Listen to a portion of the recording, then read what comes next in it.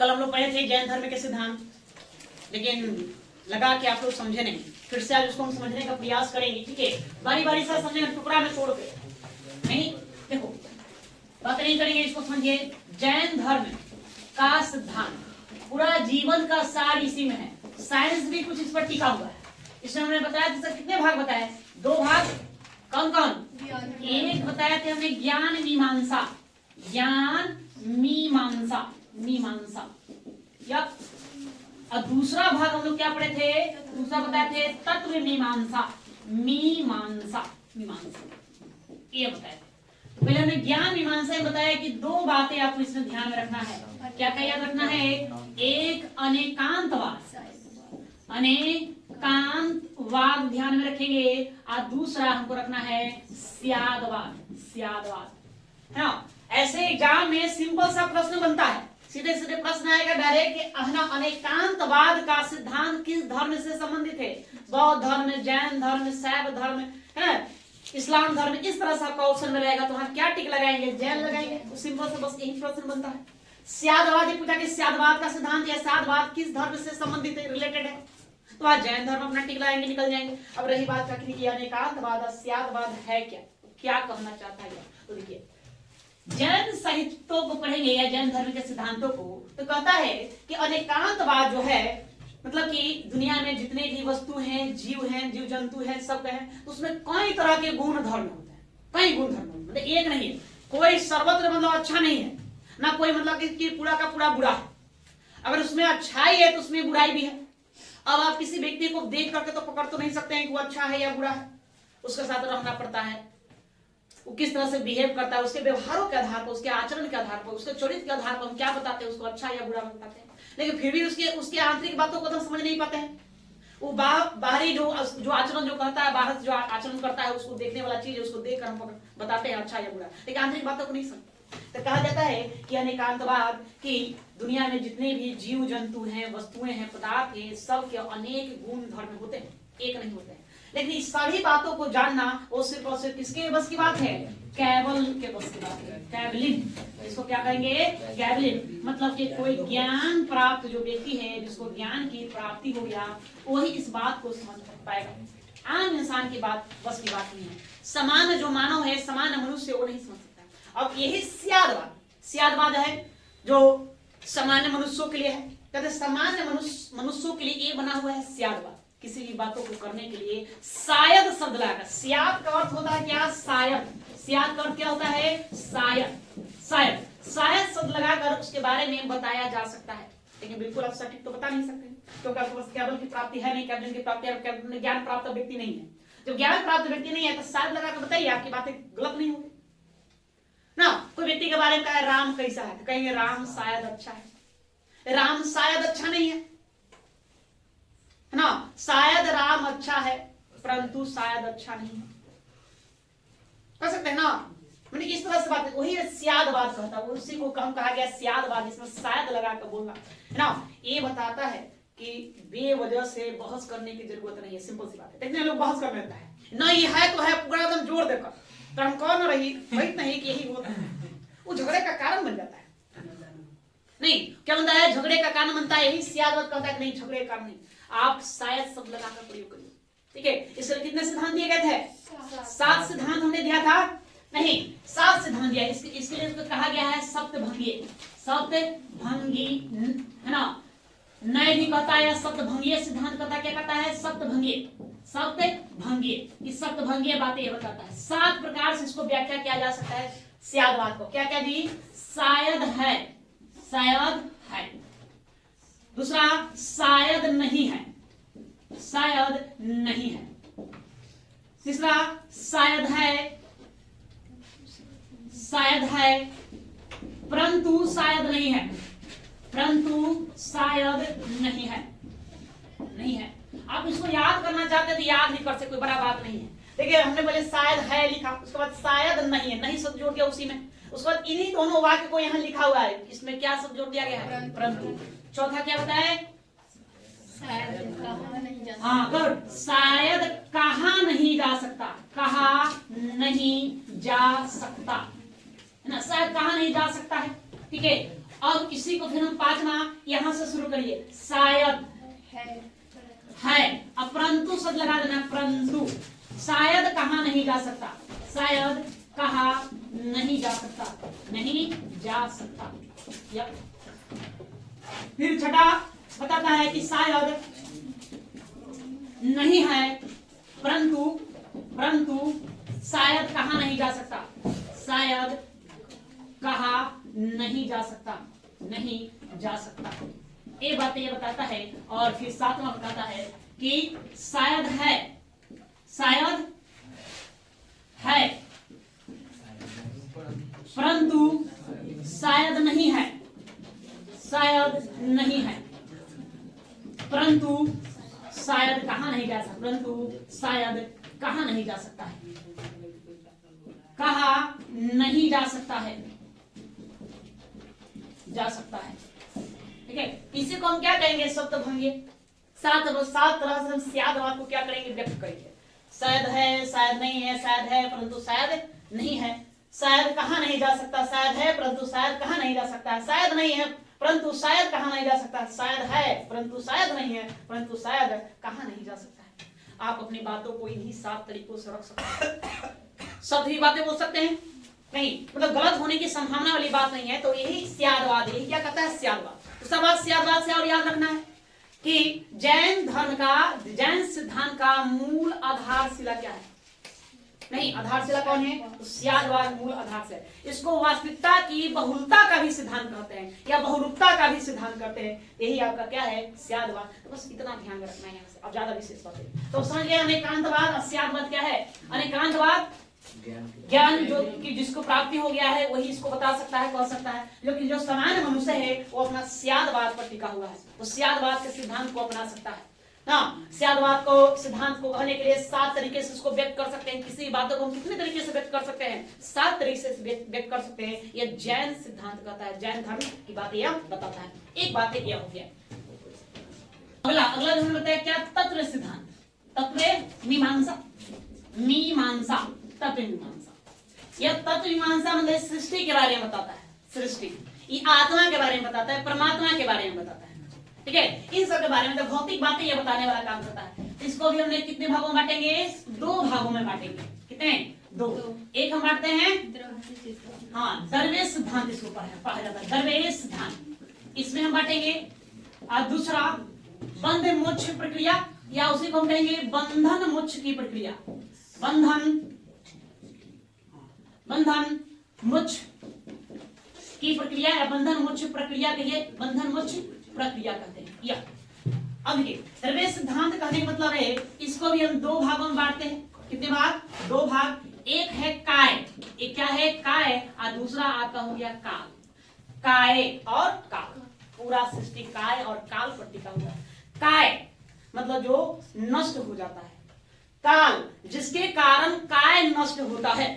जैसे हम मानो, हम क्या, इसे हम मनुष्य को किसमें रखो, काय में रखोगे, काल में रखोगे, काय में रखेंगे नहीं। मनुष्य देखते हैं बच्चा जन्म लेता है, धीरे धीरे बड़ा होता है ना, बाल दाढ़ी पक जाता है, फिर उसके बाद वो क्या हो जाता है, स्वर्गीय, वो उसका मृत्यु हो जाएगा, निर्माण हो जाएगा, वो स्वर्गीय हो जाएगा। कहाँ चला जाएगा, इस स्वर्ग में, नरक में जाता है, सब स्वर्ग में जाता है। देखो सब मरता है, सबके नाम क्या स्वर्गीय लाते हैं, नरक, नरकियों की क्या कहना भी मत है ना, नरकियों सब लिखते हैं स्वर्गीय फलना बाबू, नरकिए कहीं हम नरकिए शब्द का प्रयोग नहीं करें, कद है नरकिए फलना जी, मार के मार फोड़ देगा।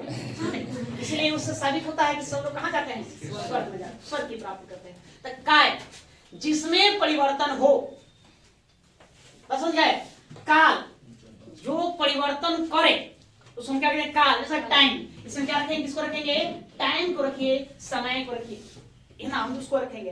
काल जिसमें परिवर्तन हो, तो परिवर्तन किसमें होता है, मार्केट देखिए तो क्या इसमें परिवर्तन आएगा, अरे बिल्कुल आएगा परिवर्तन जी। खरीदे थे तो बताओ इस पर एक लेवल लगा होता, वो आज नहीं है, और अच्छा चलता था, आज थोड़ा सा धीरे धीरे चल रहा है, रुक रुक के चल रहा है, पहले जैसा नहीं, बात नहीं हो रही है। तो आखिर इसका अंत हो रहा है ना, कि नष्ट हो रहा है धीरे धीरे। तो अजीव पदार्थ नष्ट होंगे, आज जीवित जो है वो नष्ट होंगे नहीं। तो काय में आप किसको रखेंगे, सिंपल सी बात है, हम जीव को रखेंगे और अजीव को रखेंगे। हम रखेंगे जीव, जीव को रखते हैं, और किसको रखेंगे, अजीव को रखते हैं। जीव मतलब आत्मा, जीव मतलब क्या? आत्मा। और जीव मतलब वही निर्जीव पदार्थ आत्मा। तो ये जो जीव है, तो जीव मतलब आत्मा। तो आत्मा को है कि आत्मा शाश्वत है। आत्मा कैसा है? शाश्वत है ना। आत्मा निरुक्त है। आत्मा क्या है? आत्मा निरुक्त है। निरुक्त है मतलब कि आत्मा कभी मरती नहीं, नहीं इसको बनाया जाता। आत्मा कहने का मतलब यहाँ ऊर्जा से, किससे है? ऊर्जा से। तो ये ऊर्जा कभी मरती नहीं, नहीं से बनाया जाता है। ठीक है, आप लोग पढ़े ऊर्जा संरक्षण का सिद्धांत पढ़े होंगे, क्या उसमें पढ़े हैं कि ऊर्जा को न बनाया जाता है, नहीं मिटाया जा सकता, बशर्ते वो एक स्थान से दूसरे स्थान ट्रांसफर कर रहे हैं, एक वस्तु से दूसरे वस्तु में स्थानांतरित हो जाता है। तो सेम यही बात जैन धर्म बताता है। नहीं, जैन धर्म यही बात बताता है कि आत्मा जो है वो अपना शरीर बदलता है। ठीक है, वो कभी मरता नहीं है ना। वो जिस पर आश्रित रहता है उसका अंत हो जाता है, लेकिन कभी आत्मा का अंत नहीं होता है। और इसके लिए बताया कि ना, इसमें अनंत चतुष्टय सिद्धांत दिया गया। इसमें क्या दिया गया है? चतुष्ठान या चतुष्टय की कोई दिक्कत नहीं है, उसको हम कहेंगे अनंत, अनंत चतुष्ठान, चतुष्ठान सिद्धांत इसमें दिया गया। मतलब 4 बातें बताया गया इसके लिए। क्या क्या वो 4 बातें हैं? इसमें 4 बातें बताया गया। कौन कौन? 4। अनंत दर्शन, अनंत दर्शन, अनंत ज्ञान, अनंत ज्ञान, अनंत वीर्य। वीर्य करने का मतलब यहाँ है शक्ति। किससे है? शक्ति से। ठीक है, और अनंत आनंद, अनंत आनंद, आनंद। कल वहां सम्यक शब्द जोड़ दिए थे, नहीं आप थोड़ा सुधार लेंगे अपना घर पे। यहाँ कहता है कि आत्मा अनंत दर्शन, मतलब सब कुछ देखता है। आत्मा जो है सब कुछ देखता है। इस ब्रह्मांड में रहकर दूसरे ब्रह्मांड में भी देख सकता है क्या हो रहा है। इस ग्रह पर, पृथ्वी ग्रह पर रहकर दूसरे ग्रहों में क्या चल रहा है वो भी देख सकता है। आत्मा में ऐसा है, इसका मतलब कि दृष्टि जो है अनंत है। अनंत ज्ञान, इसका ज्ञान अनंत मतलब सब कुछ जानता है, पूरे सृष्टि के बारे में जानता है, मतलब कुछ भी ना बचा हुआ है। अनंत वीर, अनंत शक्ति, मतलब वे सर्वशक्तिमान है। ठीक है, आत्मा क्या है? सर्वशक्तिमान है। अनंत आनंद या आनंद से परिपूर्ण है, ये बातें बताता है। तो समझिए, या द्रव्य सिद्धांत में 2 काय और काल है ना। काय मतलब कि जो नष्ट हो, काल जिसके कारण काय नष्ट हो, उसको क्या कहेंगे? काल समय कहेंगे। काय मतलब कि तो नष्ट होने वाला में 2 जीव और अजीव दोनों पदार्थ जो है अपना सजीव और निर्जीव भी आप कह सकते हैं, दोनों क्या है? नष्ट होने वाला चीज है। तो जीव, जीव मतलब कहने मतलब आत्मा, आत्मा शाश्वत होता है, आत्मा निरुक्त होता है, इसको कभी मिटाया नहीं जा सकता, कभी बनाया नहीं जा सकता। नहीं बस होंगे, नहीं इसको पैदा कर सकते हैं, नहीं इसको क्या कर सकते हैं? मिटा सकते हैं। यही ना बात कहा जाता है। तो ये कौन है? आत्मा है। आत्मा कभी मिटाया नहीं जाता, उसका क्या नाम दिया है? इसके लिए अनंत चतुष्टांग सिद्धांत दिया गया, मतलब 4 बातें बताया गया है। अनंत दर्शन, अनंत ज्ञान, अनंत वीर्य, अनंत आनंद। या उसके बाद अजीव, अजीव, अजीव जो है, अजीव, अजीव में भी आपको 4 बातें ध्यान में रखना है। कितनी? 4 बातें ये भी बताता है। 4 या अजीव में क्या क्या बताता है? एक बताता है पुद्गल, पुद्गल सत्य है, धर्म, अधर्म, अधर्म और आकाश, आकाश, आकाश। ये अजीव चीज है। पुद्गल, धर्म, अधर्म, आकाश। आपको धर्म, अधर्म, आकाश पर फोकस ना करना है, आपको मेन यहाँ करना है पुद्गल पर। इसके बारे में बताया जाता है। पुद्गल, पुद्गल करने मतलब कि भौतिक, क्या? भौतिक, भौतिक पदार्थ, या आप इसको कहते हैं जड़ पदार्थ। जड़ पदार्थ, जड़ पदार्थ जो मिट जाए, समाप्त हो जाए। या एक कहता है पुद्गल में बात लिखा हुआ है कि जैसे कि देखिए, जल क्या है? जल एक तरह से जीव है। जल, जल एक पुद्गल है। इसमें क्या मिला हुआ है जी? H2O प्लस O मिलेगा तब न बनेगा, H2O बनेगा, जल बनेगा ना। हाइड्रोजन ऑक्सीजन के मिलने से बनता है। कहता है पुद्गल जिसके मिलने से सृष्टि का निर्माण हो, आज जिसके मतलब कि विखंडन से, विलय से प्रलय आ जाए, विनष्ट होने से प्रलय आ जाए। जैसे देखिए, आज साइंस इस थ्योरी को अपनाता है। कहाँ अपनाता है? से आप ध्यान दीजिए, सूर्य के ऊर्जा का स्रोत क्या है? नाभिकीय संलयन। तो नाभिकीय संलयन में क्या होता है? साइंस आप लोग पढ़े हाइड्रोजन का विखंडन है ना। विखंडन होगा उसमें, संलयन होता है ना, मिलता है ना। 2 हाइड्रोजन मिलकर अपना वो बनाते हैं, 2-3 मिलकर क्या करते हैं? बनाते हैं, अनंत ऊर्जा देता है, प्रदान करता है। ठीक है, वो और वही हम परमाणु बम में क्या जानते हैं? विखंडन होता है ना जी। वो टूटता है 2 भागों में, फिर 2 भागों में टूटता है, मतलब उससे चैन चलता है, और उससे टूटने से क्या होता है? विनाश होता है। तो वही बात ये बताता है पुद्गल, है ना। क्या यह जड़ है, भौतिक पदार्थ है, इसके मिलने से सृष्टि का निर्माण होता है, रचना होता है। इसका मतलब टूटने से परले आ जाता है। क्या आ जाता है? परले आ जाता है। तो ये बातें यहाँ और जीव से आपको ध्यान में रखना है। कितना बात? द्रव्य सिद्धांत में क्या? तो द्रव्य सिद्धांत में 2 काय काल। काय मतलब जीव अजीव, जो नष्ट हो, तो नष्ट होने वाला पदार्थ जीव और अजीव होता है। जीव कहने मतलब आत्मा। आत्मा के लिए 4 बातें बताई गई है। या काल, काल मतलब जिसके कारण काय का नष्ट हो, समय, टाइम इसमें भूमिका लेंगे। ठीक है, जीव में 4 जान गए, अजीव में क्या? इसमें 4 पुद्गल, धर्म, अधर्म और आकाश। इतना फोकस कहां करना है? पुद्गल को फोकस करना है। ठीक है, इतनी बात। अब आइए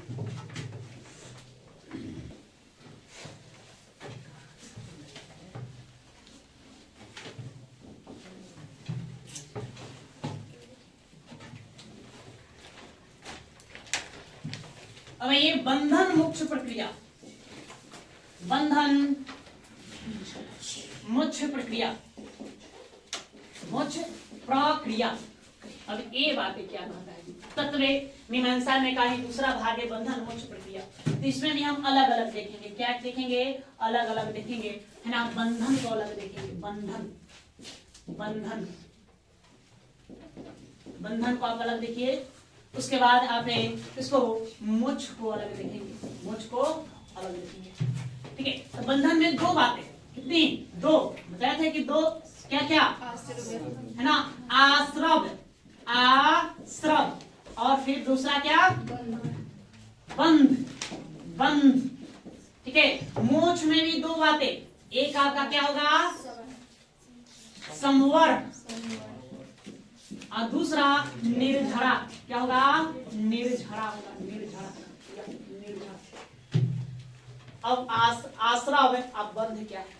देखो, कोई बच्चा है, मानो पढ़ी लेके चलते हैं उसको, आप कहना क्या चाहता है। तो बच्चा जन्म लेता है, जन्म लेता है तो उसका प्रारंभिक शिक्षा कहाँ होता है? घर पर। माता पिता सिखाते हैं, कहा जाता है माँ पहली शिक्षिका होती है, टीचर। माता पिता होते हैं, प्राथमिक शिक्षक होते हैं। अब प्राइमरी जो पाठशाला उसका घर ही होता है, नहीं, प्राथमिक पाठशाला घर होता है। घर में ही अपने परिवार वाले को देख करके वो सब बात सीखता है। उसके बाद वो थोड़ा बड़ा होता है तो है ना, घर से बाहर निकलता है और विद्यालय जाता है। विद्यालय में शिक्षकगण उसे सिखाते हैं। घर और विद्यालय के बीच की जो दूरी है, मतलब जिसको हम समाज कहते हैं, वो मूल समाज में ही सीखेगा। असली ज्ञान उसको कहाँ मिलता है? उस समाज में मिलता है। अब समाज में क्या है? 2 तरह की बातें होती है, तो सही दिशा में जा सकता है, फिर गलत दिशा में। तो दिमाग, दिमाग की कहा जाता है चुंबक के समान होता है। ये बुराइयों को बड़ा जल्दी एक्सेप्ट करता है, खींचता है। अच्छी बात है कि नहीं? उसको कहो भाई एक्सरसाइज करोगे तो पूरा देह हाथ बढ़िया होगा, है ना, बॉडी सॉडी बनेगा। देखो वो दिन समझाया तो नहीं गया, है ना, फील्ड में दौड़ा उड़ा, जिम गया तो नहीं मैंने किया। 1 दिन 2 दिन 3 दिन जाते जाते थक गया, हफ्ता भर में थक गया, है ना। फिर उसको सोटा मारना सिखा दो, सिगरेट पीने के लिए सिखा दो, तंबाकू खाने के लिए सिखा दो, वाइन पीने के लिए सिखा दो। देखो 1 दिन सिखाओगे, 1 दिन में तो उसको दोगे यूज करने के लिए, अगला दिन भी दे दो, तीसरा दिन तो खुद दे मांगने लगेगा। मतलब दिमाग क्या क्या बुराई को बड़ा जल्दी खींच लिया। तो वही जब जब मतलब उसके अंदर कोई बुराइयां नहीं थी, तो उसकी आत्मा क्या थी? शुद्ध, प्योर, नहीं प्योर सोल था, है ना, शुद्ध आत्मा थी, शुद्ध आत्मा, शुद्ध आत्मा था। ये कहता है तो उसके बाद में शुद्ध आत्मा है। अब इस शुद्ध आत्मा में बुराइयां, बुराइयां, बुराइयां क्या होगा? और इंटर करना शुरू करेगा, उसकी ओर आएगा, प्रवाहित होगा। तब जब प्रभावित होगा तो इसी को हम क्या कहेंगे? इसे कहते हैं कि आश्रव हो रहा है। क्या हो रहा है? आश्रव, मतलब शुद्ध आत्मा में बुराइयों का प्रवेश करना क्या कहलाता है? आश्रव कहलाता है। अब धीरे धीरे बुराइयां उसके अंदर चला गया, बुराइयां शुद्ध आत्मा में जा करके उसको उसके साथ बंध गया और उसको अशुद्ध कर दिया। तो उसी को हम क्या कहेंगे? बंध कहेंगे, बंध। अब वो आदत लग गया गलत कार्य करने का, गलत पदार्थ का सेवन करने का। नहीं, अब समाज के डर से या लोक लज्जा से या फिर आपके अंदर भी कुछ उस तरह की, है ना, ज्ञान का जब जाहिर हुआ तो आप समझे कि ना गलत बातें हो गई, तो आत्मा झकझोरने लगता है, लगता है ये काम गलत कर दिया, इससे हम बाहर कैसे निकले? इसको पहले हम रोकेंगे, इसको हम क्या करेंगे? रोकेंगे। कि मतलब वो जो है गलत बातें, बुराइयां, जिसको हम पुद्गल, इसको कर में पुद्गल कहा जाता है, बुराइयां ना। जैन साहित्य में इसको बुराइयों को क्या लिखा गया है? कर में पुद्गल। इसको लिखता है कर में पुद्गल, कि कर्म पुद्गल को अपने अंदर आने से हम रोकेंगे। मतलब मान ले सपोज जैसे वाइन यूज करते हैं, लगातार आदत लग गई है और मेरे अंदर बुराइयां हैं, तो वाइन पीना छोड़ेंगे, रोकेंगे उसको। जब रोकेंगे तो हम कहेंगे कि क्या कर रहे हैं? हम संवर कर रहे हैं। संवर मतलब ये तो बंधन तो हो ही गया, बुरी आदतें बुराइयां आपके अंदर प्रवाहित हो गई, वही मतलब कि प्रवाहित हो रहा है तो आश्रव आपके अंदर वो घर कर गया, तो फिर तो क्या कहेंगे? बंध। तो आश्रव बंध, वही होगा बंधन। आप बंधन में पड़ गए, अब उस बंधन को तोड़ना चाहते हैं, उससे मुक्त होना चाहते हैं। उसी मुक्त होने के लिए मोक्ष के बारे में बताया गया। क्या करना चाहिए? मोक्ष करना चाहिए। मोक्ष के लिए मतलब ये संवर और निर्जरा। संवर और निर्जरा। संवर मतलब पहले आप उसको रोकिए, उसको क्या करेंगे? रोकेंगे, मतलब गलत आदतें में नहीं पड़ेंगे। जो भी गलत आदतें आपको लग गया है तो उसको हम त्याग करने का प्रयास करेंगे। उसी को हम क्या कहेंगे? संवर। संवर मतलब इसको कह सकते हैं किताबी भाषा में कि कर्म पुद्गलों का आत्मा की ओर क्या करना, न शुद्ध आत्मा में प्रवेश से रोकना, या आत्मा में प्रवेश से रोकना, उसी को क्या कहते हैं? हम संवर कहते हैं। संवर। अब उसको रोक तो दिए, लेकिन रोकने से काम नहीं हो रहा। अब चाह रहे कि ना पूरी तरह से हम अपने आप को प्योर करें। अभी हम रोके हो ना, प्योर तो नहीं करें। कहने मतलब भाई देखो, एक तालाब है, इसमें मतलब स्वच्छ जल है। इसमें क्या है? स्वच्छ जल, स्वच्छ जल है, जल है। इसमें एक नाले का पानी आकर गिर रहा है, नाले का गंदी पानी। नाले का पानी गंदी होता है ना? गंदा जल आकर गिर रहा है। तो आकर गिर रहा है तो इसको हम क्या कहेंगे? आश्रव कहेंगे। और आकर के इसमें मिल गया, तो इसको हम कहेंगे बंद कहेंगे। अब तुम चाहे जब पानी न मिले हम क्या करेंगे? नाले पर बांध बना देंगे, उसको आने से रोक देंगे तो आपका हो गया संवर हो गया। लेकिन जो मिल गया है वो, अब उसको हमको निकालना है बाहर, तो उसी को निकालने की जो प्रक्रिया है उसी को हम क्या कहते हैं? क्या कहते हैं? निर्जरा। ठीक है, तो आप इस निर्जरा को समझिए, यही आपका मेन है। यहाँ से सारी बातें, तो मतलब हम क्या जाने? मोक्ष में कितनी बातें? 2। एक आपका क्या हो गया? संवर, और दूसरा हो गया आपका निर्जरा। निर्जरा मतलब आपको अब अपनी आत्मा को, मतलब गंदी आत्मा जो अशुद्ध आत्मा हो गई है, उसको क्या करना? शुद्ध करना है। तो शुद्ध करने के क्या करोगे? मान लो तालाब का पानी बहुत गंदा हो गया तो क्या करोगे? उसे मारते हो ना ले जाकर के? नहीं, पाउडर मार दोगे, ले आएंगे भाई जल को शुद्ध कर दे, यही करेंगे। तो उसी प्रकार से उसका प्रयोग आप करिए। उसके लिए बताया गया है कि आप यूज करेंगे, क्या करेंगे? 3 रत्न। यही बताया गया है निर्जरा के लिए, मतलब कि अपने आप को शुद्ध करने के लिए त्रिरत्न का सिद्धांत दिया गया। कैसा सिद्धांत? त्रिरत्न का। उसी त्रिरत्न में आ जाएगा सम्यक ज्ञान, सम्यक दर्शन, और इसी में बताया गया है सम्यक चरित्र या फिर सम्यक आचरण। इसे क्या कहते हैं यहाँ पर? या सम्यक आचरण, ये बताया गया। सबसे ज्यादा सम्यक आचरण पर बल दिया गया है। या जैन धर्म के त्रिरत्न पूछेगा तो जैन धर्म के त्रिरत्न सम्यक ज्ञान, सम्यक दर्शन, सम्यक चरित्र, ये जैन धर्म के क्या है? त्रिरत्न है। सम्यक ज्ञान मतलब कि आप अच्छा बातें पढ़ेंगे, ज्ञान जो अर्जित करेंगे तो अच्छी बातों को अर्जित करना है, बुराइयों को क्या करना है? छोड़ कर चलना। गांधी जी के 3 बंदर की कहानी जानते हैं ना जी? बुरा मत देखो, बुरा मत बोलो, बुरा मत सुनो। बताएं गांधी जी 3 बंदर। तो मान लो जैन सिद्धांत में ही 3 बंदर, 3 बातों को आपको ध्यान में देना। सम्यक ज्ञान, अच्छी बातें करो, अच्छी किताबें पढ़ो, अच्छे लोगों के संगत में रहो जो आपको अच्छी बातें बताए। नहीं जी, ऐसे जगह बैठ गए तो वो 3 पत्ती खेलने के लिए बता रहे हैं, तो दिक्कत है। तो नहीं, उसका संगत में छोड़ेंगे। ऐसे लोग जब पढ़े, चाहे वो ज्ञान विज्ञान की बातें करें, तर्कवाद की बातें करें, कुछ हमें सिखाएं ताकि हमसे उसका मानसिक विकास हो, शारीरिक विकास हो, हम अच्छा सामाजिक प्राणी बन सके। तो वैसा आपको ज्ञान अर्जित करने का है। सम्यक दर्शन, अच्छा देखो, बेहतर देखो, नहीं सब या सम्यक चरित्र मतलब आपका आचरण, आपका व्यवहार वो कैसा होना चाहिए? अच्छा होना चाहिए, बिल्कुल अच्छा। बिना अच्छे आचरण के कैसे हो? मेन तो आचरण ही तो बताता है। आचरण के आधार पर हम लोगों को बताते हैं अच्छा है कि बुरा है ना? इस प्रकार आदमी को छोटी छोटी बातों पर ध्यान देना चाहिए। वही छोटी छोटी बातें में क्या बन जाता है? आदत बन जाता है, और वही आदत आपका आचरण बन जाएगा। और आचरण के आधार पर ही ये तय होगा कि आप अच्छा है या बुरा है। ठीक है, किस तरह से आप बिहेव करते हैं, व्यवहार करते हैं। इसलिए आपसे पूछा जाएगा कि त्रिरत्नों में सबसे ज्यादा बल किस पर दिया गया है? किस पर सबसे ज्यादा बल दिया गया है? सम्यक चरित्र पर, सम्यक आचरण पर। इसमें इसके लिए 5 बातें बताई गई है। सम्यक आचरण करना है तो कौन सी बात? 5 बातें, वही पंच महाव्रत। ठीक है, पासरनाथ ने 4 सिद्धांत दिए। क्या 4 सिद्धांत दिए थे? सत्य, अहिंसा, असिद्ध, अपरिग्रह, अपरिग्रह। या इसी में पांचवा कौन जोड़ देंगे? ब्रह्मचर्य, ब्रह्मचर्य। ये कौन जोड़ देंगे? महावीर स्वामी। ये 5 सिद्धांत, इसी को हम क्या कहते हैं? पंच महाव्रत कहते हैं। पंच महाव्रत, पंच महाव्रत कहते हैं। इस पंच महाव्रत को अपनाने के लिए कहा गया। इन 5 बातों पर ध्यान दीजिए, आपका आचरण अच्छा होगा। सत्य मतलब सदा सत्य बोलो, तो समझे? सत्य बोलने का मतलब क्या है? सदा सत्य बोलो, झूठ ना बोलो। नहीं तो सत्य बोलना के लिए आपको ध्यान देना होगा। किस पर ध्यान देना होगा? कहेंगे क्रोध, क्रोध पर आप ध्यान दीजिए। नहीं खुशी, हंसी, हंसी ऐसा सब लिखा गया, हंसी पर ध्यान दो, डर पर ध्यान दो और लोभ पर ध्यान दो। ये 4 मेन ऐसे चीज हैं जिसके कारण इंसान सत्य नहीं बोल पाता है, झूठ बोल देता है। क्रोध, गुस्सा। आप जब गुस्से में रहोगे, आवेश में रहोगे, कहा जाता है जब भी आपको गुस्सा है तो अपने आप को शांत रखो, मौन रखो। देखिए हमने पढ़ा था इनके बारे में, महावीर स्वामी के बारे में। किस नदी के तट पर अपना वस्त्र उतार दिए थे? स्वर्ण बालुका नदी के तट पर, और नग्न अवस्था में घूमने लगे थे। 13 महीने तक एक ही वस्त्र पहने रहने के कारण, है ना, बताया उनके साथ अमानवीय व्यवहार किया, लोगों ने उनका अपमान किया, बहुत मतलब कि उनको प्रताड़ना झेलना पड़ा था। उस समाज में मतलब एक अजूबा बन के निकले। भाई सब लोग वस्त्र पहने घूम रहा है ना, बताओ एक मेला लगा हुआ है, सब लोग वस्त्र पहने, तो मतलब वहाँ ऐसे चल रहा है अवस्था में, सब ध्यान देगा ना।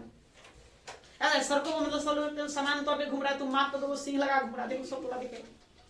चर्चा तो करना ही करना है ना, किसान यूनिक हो गई बात। तो उस स्थिति में उनके साथ उस तरह का व्यवहार किया गया, बिहेव किया गया, लेकिन अपने आप को क्या रखे? शांत, है ना, कोई प्रतिक्रिया नहीं दिए। तो वही बात बताया गया है कि हमेशा आप क्रोध में अपने आप को शांत रखो, मौन रखो। जब भी क्रोध आए, गुस्से में रहो, तो गुस्सा में क्या होना चाहिए? ऊंची आवाज में बात को शांत रखो। वहां पर आप गलत बात बोलेंगे ही बोलेंगे, असत्य तो बोलना ही बोलना है ना, कोई सवाल ही नहीं। हंसी, आदमी जब काफी खुश होता है तो खुशी में कभी कभी है ना, इन्ने के बात उन्ने, उन्ने के बात उन्ने जोड़ देता है ना जी। खुशी में देखता है लोग वचन भी दे देता है। जब ज्यादा खुश हो किसी को वचन नहीं देना चाहिए। दशरथ देखो, दशरथ बहुत ज्यादा खुश थे, वचन देकर फिर पड़े। इतिहास के पन्नों से सीखना, इतिहास वही कहता है सीखो पीछे से। जब ज्यादा खुश हो तो किसी को वहां उस पर भी ध्यान देना चाहिए। कुछ समय बोलते समय भी आप ध्यान दो। डर, सबसे ज्यादा आदमी झूठ बोलता है डर की वजह से। तो छोटे बच्चे बोलते हैं डर की वजह से, है ना। कहीं हम स्कूल में गुरुजी पीटने न लगे, है ना, तो होमवर्क काहे नहीं बनाया? अगर नहीं बनाया भाई, नींद आ गया, सो गए, सिंपल सी बात है, ज्यादा भोजन हो गया था, लेकिन आप पेट दर्द कर रहा है, दिमाग दर्द कर रहा। खैर वो तो बालक था, बहुत बालक, उसमें उस तरह ज्ञान नहीं है, लेकिन बड़े लोग डर की वजह से। तो डर आपको झूठ बोलवाएगा। लोभ, कहीं किसी चीज को देखकर लालच आ गया, न चाहते को वो वस्तु मेरे पास आ जाए, वो धन मुझे मेरा हो जाए, तो फिर कैसे होगा? जब लोभ आएगा तो वहां तक डर का, वहां लोग क्या, असत्य का सहारा तो लेना ही है। सत्य तो बोलोगे नहीं, झूठ, बिना झूठ बोले वो काम नहीं बनेगा। तुम नहीं जानेगा, जब तक झूठ नहीं बोलेगा कैसे काम होगा? नहीं ना जी। मार्कर किसी और का है, हम ले लिया, तो पूछा किसका है? आपका है, तब क्या कहेंगे? ना उसका है, फिर तो देना ना पड़ जाएगा जी। या तो लोभ है कि ना मेरा है, तो कहेंगे हाँ भाई मेरा है। झूठ तो बोलना ही बोला। तो क्रोध, हंसी, डर, लोभ, इस पर आपको ध्यान देना है। अहिंसा, अहिंसा मतलब क्या? आप जानते हैं, किसी को मारना, मारेंगे तबे वो मतलब हिंसा होगा। अहिंसा मतलब हिंसा ना करना, जीवों की हत्या ना करना, जनरली वो लोग जानते हैं। लेकिन ये जैन साहित्य कहता है कि नहीं, अहिंसा का मतलब चलो तो नीचे नजर रखो, कहीं कीड़े मकोड़े दब कर मर न जाए। याद देखिए, जैन मुनि जो बनता था, जो इसमें तीर्थकर लोग बनते थे, जो जैन भिक्षुणी बनते थे, उनके लिए इस बातों को था। गृहस्थ जीवन में जो जैन धर्म जो गृहस्थ जीवन में है, वो इसको पालन नहीं कर पाता है ना। इसलिए पंच महाव्रत के जगह उसको पंच अनुव्रत लाया गया। उसमें कुछ मतलब की बातों को कम किया गया, कुछ कठोरता कम कर दी गई, थोड़ा सा आसान किया गया। लेकिन जो जैन भिक्षुणी बनता था उसके लिए था सत्य, सत्य पर ध्यान देना है। अहिंसा, अहिंसा मतलब चलो तो नीचे नजर होना चाहिए, कहीं कीड़े मकोड़े दब कर मर न जाए। हाल ही में पावापुरी गए थे पिछले वर्ष घूमने, वहां के जो भी उस धर्म से संबंधित जो भी जो हेड थे, गुरु थे, देखे कि वो आ रहे थे तो आगे झाड़ू लगाया जा रहा। आगे क्या लगाया? झाड़ू लगाया, ताकि उनके पैर से दबकर किसी जीव की हत्या ना हो। वस्तुओं का प्रयोग करना चाहिए बड़ा ही सुगमता से। एक स्थान से कोई वस्तु उठाकर दूसरे स्थान पर रखो, या दूसरे स्थान से ले आ रहे हो, थोड़ा सा ध्यान दो रखने में, उठाने में, है ना, कहीं उससे भी दबकर कोई कीड़े मकोड़े न बन जाए। कठोर बात ना बोलो। कठोर बात मतलब किसी को दिल पर धक्का लग गया, दिल पर चोट लग जाना, बुरा मान जाना, तो वो भी, और उसी को हम हिंसा, उसको हम क्या कहते हैं, हिंसा कहते हैं, उसको भी हिंसा की सूची में रखना। बस समझ गए? तो अहिंसा का मतलब है असत्य। असत्य मतलब चोरी ना करना, चोरी ना करना। अब चोरी मत करिए भाई, चोरी करेंगे तो कैसे होगा, फिर तो आपका चरित्र बेहतर होगा, चरित्र बेहतर नहीं हो सकता। तो सिर्फ चोरी ही करना नहीं, बिना पूछे किसी से किसी वस्तु का प्रयोग ना करना, वो भी असत्य में शामिल है। दूसरे के घर बिना पूछे प्रवेश न करना, अगर उसके अनुमति से प्रवेश कर गए तो उसके घर में जो वस्तु है बिना पूछे इस्तेमाल न करना, ठीक है, ये आपका है असत्य, इस पर आपको ध्यान देना है। समझ गए? अप्रिय, अप्रिय मतलब संपत्ति, संपत्ति अर्जित न करना। भाई तुम चाह रहे किसकी प्राप्ति, जो मोक्ष की प्राप्ति चाह रहे हो, नहीं मोक्ष की प्राप्ति हो जाए, हम मुक्त हो जाए, सुख दुख के बंधन से मुक्त हो जाए, मोह माया जंजाल से दूर हो जाए, तो फिर आप धन रखेगा तो फिर मोह माया हो जाएगा। धन मोह माया का सबसे बड़ा कारण है, ठीक है। तो फिर साधु का धन का क्या कारण, इसलिए अप्रिय अगर आपको संपत्ति अर्जित नहीं करना है तो बेकार है। ब्रह्मचर्य, ब्रह्मचर्य का पालन करना। ब्रह्मचर्य मतलब क्या, अविवाहित रहना नहीं, इसमें और भी बातें लिखा गया। तो ब्रह्मचर्य मतलब स्त्री के संगत में न रहना, स्त्री को न देखना, स्त्री का विचार मन में न लाना, वैसे जगह न जाना जिस घर में अकेली महिला या स्त्री रहती, सिर्फ विवाह ही न करना ब्रह्मचर्य नहीं है। हम इतनी सारी इसमें बातें बता दी, ठीक है, इतनी सारी बातें। यहाँ तक कि असत्य, असत्य मतलब चोरी न करना में ये भी लिखा हुआ है कि जब एक कोई आपको भिक्षा दे, जो भी जैन भिक्षुणी लोग हैं जो भिक्षाटन करते थे, भिक्षाटन करके जो लिया आते थे, तो भिक्षा में जो भी वस्तु मिले बिना गुरु के आज्ञा के अनुमति के उसका प्रयोग न करना, अगर उसका प्रयोग कर लेंगे तो वो भी असत्य माना जाएगा, मतलब आप एक तरह उसका भी क्या कर लिए, चोरी कर। तो इतनी सारी बातें यहाँ पर बताई गई है, और यही मतलब कि मेन है, या इसी पर मेन क्या करना है, आपको फोकस करना है। बातें समझ गए? ठीक है, तो एक बार फिर से रिपीट कर देते हैं। जैन धर्म के दो भाग, एक क्या जी, ज्ञान मीमांसा, दूसरा तत्व मीमांसा। ज्ञान मीमांसा में दो भाग, अनेकांतवाद और स्यादवाद। अनेकांतवाद ज्ञान प्राप्ति लोगों के लिए है, और स्यादवाद सामान्य लोगों के लिए है। सामान्य लोगों के बोलचाल में क्या करना, स्याद शब्द का प्रयोग करना है। स्यादवाद ही जैन धर्म की मूल आधारशिला है। स्यादवाद को हम क्या कहते हैं, वास्तविकता की बहुलता नहीं, वास्तविकता की बहुलता का सिद्धांत या बहुरूपता का सिद्धांत कहते हैं। तो स्यादवाद से इतनी बातें ध्यान में रखना। अनेकांतवाद को भी समझ गए नहीं? उसके बाद आप आइए तत्व मीमांसा। तत्व मीमांसा में हम क्या जाना है, एक दरवेश सिद्धांत और दूसरा बंधन मोक्ष प्रक्रिया। दरवेश सिद्धांत पे हम जाएंगे तो उसमें दो भाग, एक काय और दूसरा काल।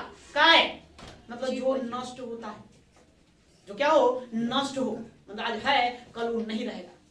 काल जिसके कारण नष्ट हो, मतलब कौन नष्ट हो, काय नष्ट हो, काय जिसके कारण नष्ट हो जाता है, उसको हम क्या कहते हैं, काल कहते हैं। समय, समय का जब चक्र चलता है पहिया, वो क्या होगा, नष्ट होना ही होना है ना। कहा जाता है संसार में जितने भी पदार्थ बने हो, चाहे वो जैविक हो या अजैविक हो, सजीव हो या निर्जीव हो, सबका अंत तय है, कोई यहाँ रहने नहीं आया, सबको जाना ही जाना हो नहीं। इसलिए क्या जानेंगे, दरवेश सिद्धांत का दो भाग, एक काय और दूसरा काल। काय में जैव को लेंगे और अजैव को रखेंगे, जीव को रखेंगे और अजीव को रखेंगे। जीव मतलब आत्मा, आत्मा शाश्वत है, आत्मा निरुक्त है ना। आत्मा को ना ही बनाया जा सकता है, नहीं मिटाया जाता है। जैसे हम साइंस में पढ़ते हैं ऊर्जा संरक्षण का सिद्धांत, वो बातें कहा गया। उसके लिए हमने कितना अनंत चतुष्टय सिद्धांत दिए, चार बातें बताया गया, अनंत दर्शन, अनंत ज्ञान, अनंत वीर या शक्ति, अनंत आनंद, कि आत्मा सब कुछ जानती है, आत्मा सब कुछ देखती है, आत्मा सर्वशक्तिमान है, आत्मा से ज्यादा आनंदित चीज और कोई नहीं है। ये बातें वहां पर बताया गया। उसी प्रकार से अजीव में हम क्या जानेंगे, पुद्गल, धौर में, अधौर में और आकाश। तो पुद्गल करने का मतलब है कोई भौतिक पदार्थ, जड़ पदार्थ जिसके मिलने से सृष्टि की रचना होती है। हमने पढ़ा है साइंस में नहीं कि छोटे छोटे अणुओं को मिलने से किसका निर्माण होता है, परमाणु बनता है। परमाणु मतलब पदार्थ।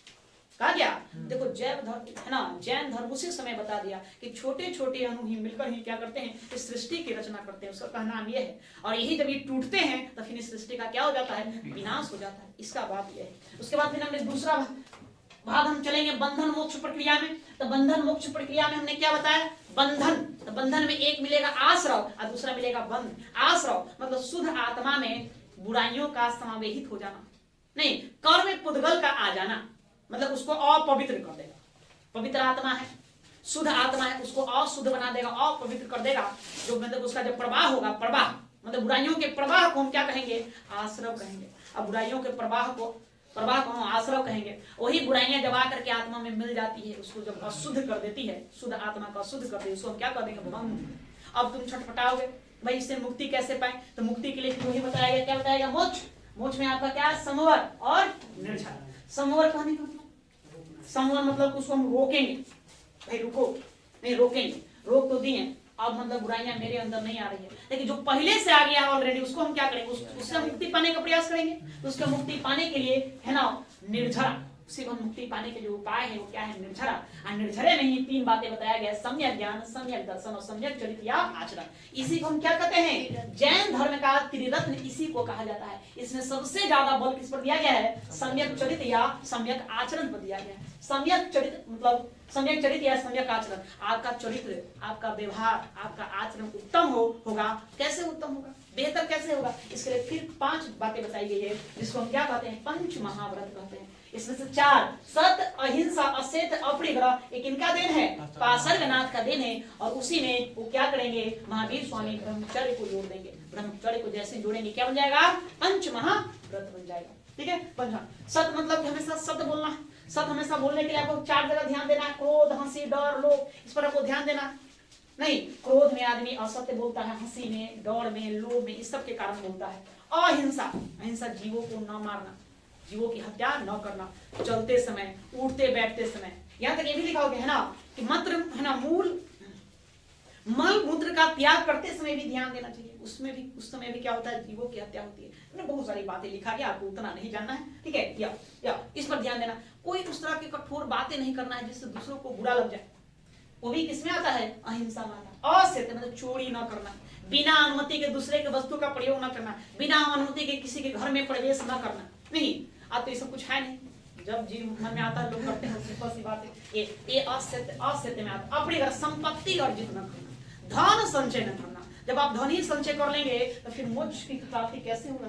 ये तो मुंह माया की ओर आपको ले जाएगा, इसलिए धन कभी नहीं। अपनी ब्रह्मचर्य, ब्रह्मचर्य तो आप समझ गए, ब्रह्मचर्य रहना, स्त्रियों के संगत में न रहना, स्त्रियों के बारे में न सोचना, स्त्रियों को न देखना, वैसे स्थान पर न जाना जहाँ कोई अकेली स्त्री रहती हो या महिला रहती हो। इसको क्या कहते हैं? ब्रह्मचर्य कहते हैं। यही आपका क्या है? पंच महाव्रत। यही जैन धर्म का आपका क्या है? सिद्धांत है। इसके अलावा और भी है, पंच अनुव्रत है, जो गृहस्थ जीवन में जो जैनी लोग रहते थे, ये उनके लिए। आपको उतना नहीं जानना है, बस यहाँ इतना फोकस करेंगे। यही साथ एग्जाम के लिए वो काफी है। ठीक है, अब समझ गया? अभी भी दिक्कत है जी? नहीं, अब समझ गया। समस्या यदि है तो बता सकते हैं। हाँ, यहाँ वाला बात बताइए। समझ गया सर? चलो, तो इसको अब रहने देते हैं। ठीक है, फिर अब हम अगले क्लास से पढ़ेंगे, देखते हैं।